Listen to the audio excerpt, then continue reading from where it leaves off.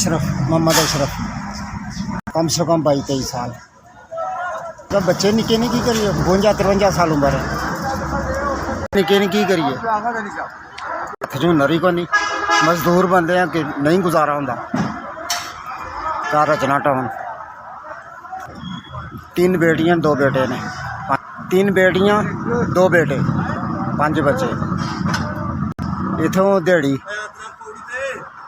जो आदमी ने 20-25 बंदे ने जो हिस्से ना हो आ जाता रुपया 600 700 800 600 700 800 नहीं होंदा गुजारा नहीं होंदा गुजारा मजबूरी है की करिए हुनर को नहीं हाथ घर अपना लगन मजबूरी की तय बैठे सिर लगा करके लेकिन गुजारा नहीं होंदा निके निके बच्चे ने।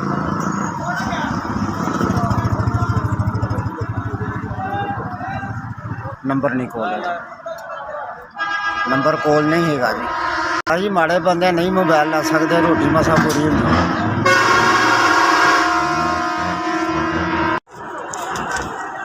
4000 जी 4000 रुपये अल्लाह का भला करे जिन्हें 4000 रुपया घलाया वो बच्चे 4 दिन मेरे बच्चे रोटी रज के खा लेते मैं बड़ा शुक्र अदा करना।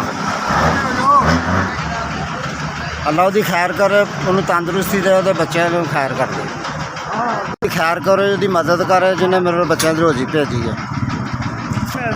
अल्लाह पाक उन्होंने तंदुरुस्ती दे वो खैर करे जिन्हें मेरे बच्चों की रोजी खिलाई है। SVS सलाम कर दी।